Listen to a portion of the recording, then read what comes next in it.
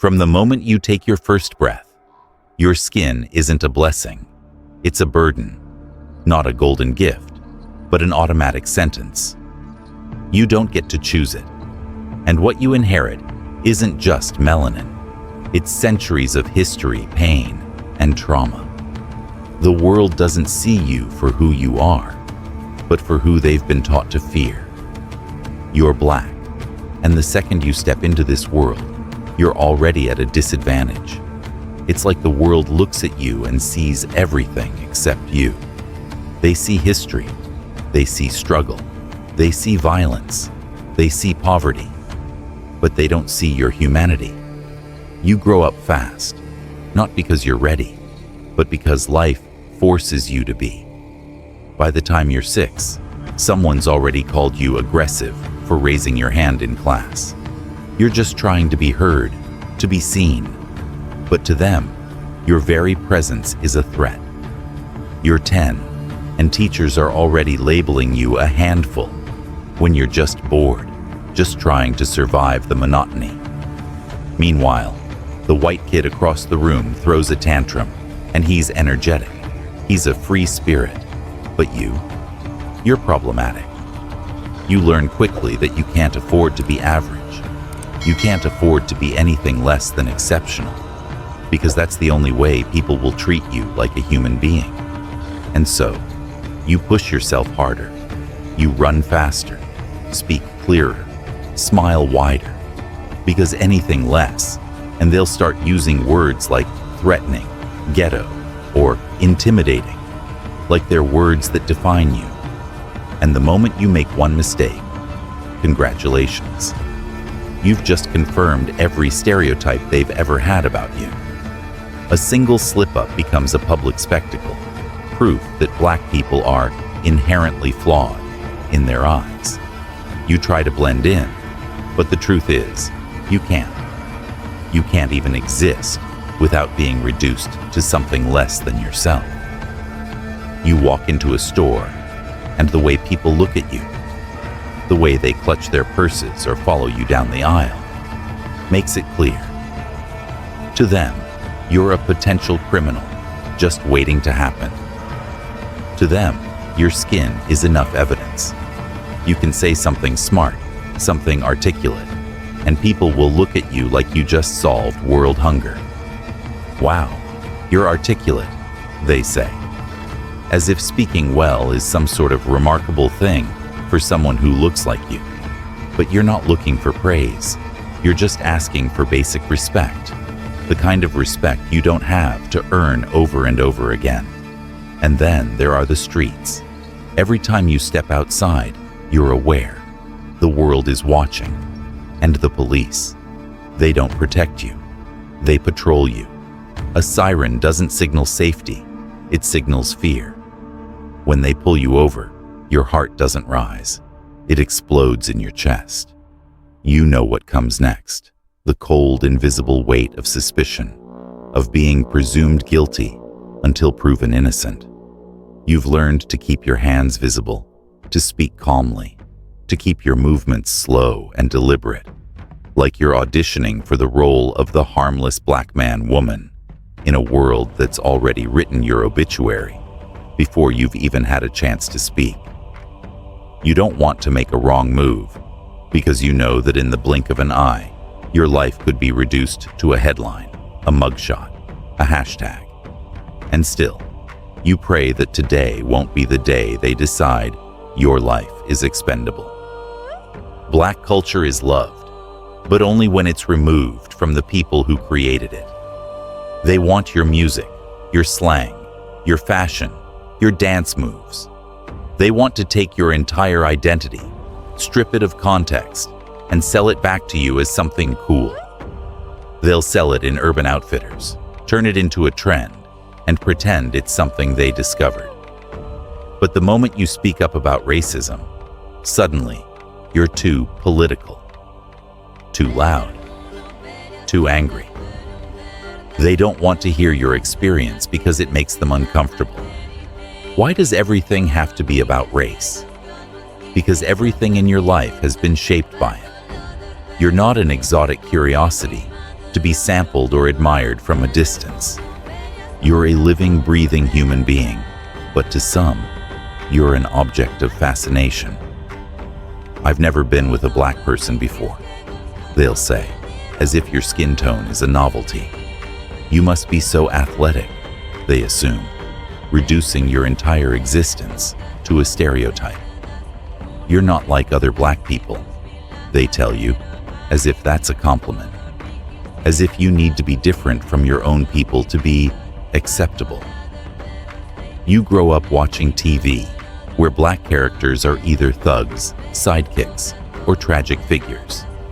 If a black character survives more than 15 minutes in a horror film, it's a plot twist.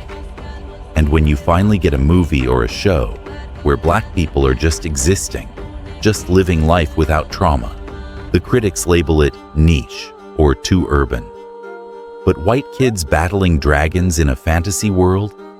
That's universal. Your life? Too specific. And work? It's a constant performance.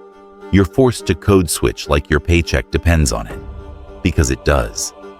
You monitor every syllable, every gesture, every word, like it's being graded by someone who can't even understand you. Speak too casually, and you're unprofessional. Speak too assertively, and you're hostile. Wear your natural hair. Suddenly, it's a distraction. You spend your entire life curating a version of yourself that fits into someone else's narrow definition of acceptable. You're either not black enough or too black, depending on the room. If you're polished, you're selling out. If you're raw, you're angry. You can't just be black. You have to be the right kind of black, determined by people who still think cornrows are a political statement. When you speak about racism, it's like you've personally offended someone. I don't see color, they say. That's cute, but I do. The world does. Job applications see it. Loan officers see it. Police officers see it. The justice system sees it. The dating app sees it.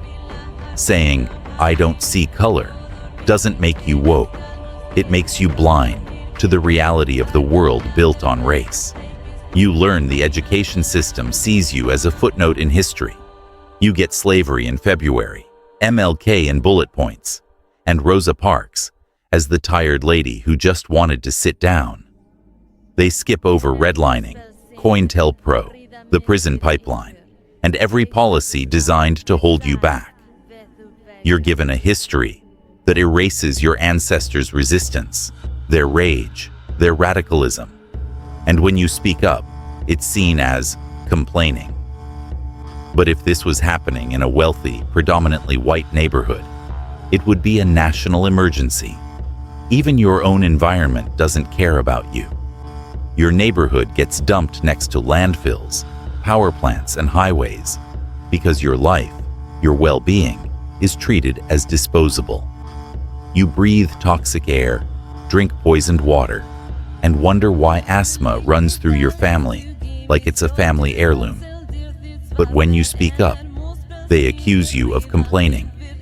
Yet if this was happening in a suburb, it would be a crisis. And when you try to stand up, when you try to say enough is enough, you're told to forgive. A celebrity says the N-word, and everyone wonders if you can move on. A police officer kneels on a man's neck for 9 minutes, and you're told to remain calm. But when white kids burn couches after a football game, it's school spirit. When you riot, it's proof that black people are violent. Even joy gets policed. You laugh too loud, it's a problem. You dress too bright, you're hood. You celebrate your culture. Reverse racism. You dance, it's copied. You protest, it's vilified. You win, and they ask if you had an unfair advantage. You lose, and they say, well, at least you tried. There's no version of you that isn't critiqued, corrected, minimized. Therapy? Good luck finding one that actually understands you, your struggle, your pain. Most therapists don't get it. They tell you to just not think about race so much. That's like telling a fish to forget about water. They don't understand how everything about you has been politicized, how every part of your existence is scrutinized. Even when you die, you're reduced to a criminal record. The media will pull up your mugshot, while your killer gets a high school graduation photo and a quote about their love for their dog. Justice? It's a lottery that you rarely win. And when you don't, they shrug, as if equality is just a nice idea but not something that actually needs to happen. And still, they tell you, it's better now. Better than what? Better than slavery? Better than segregation? Better than being counted as 3/5 of a person? Better doesn't mean good. Better doesn't mean just. You're not asking for perfection. You're asking for air, for safety, for the right to exist without constantly defending your humanity. You're told to be grateful for surviving, for enduring. But surviving isn't enough.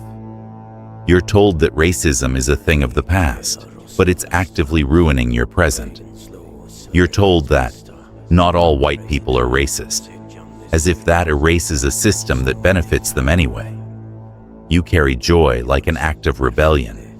You laugh loudly because you've earned it. You build communities that thrive in spite of everything. But sometimes, it sucks. It sucks to be black. Not because blackness is broken, but because the world is.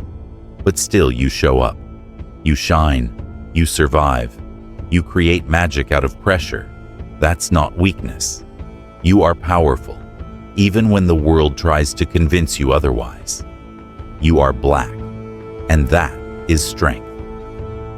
If this video resonated with you, hit that like button, subscribe, and share your thoughts. Because our stories deserve to be heard, and together, we keep fighting for the truth to be seen.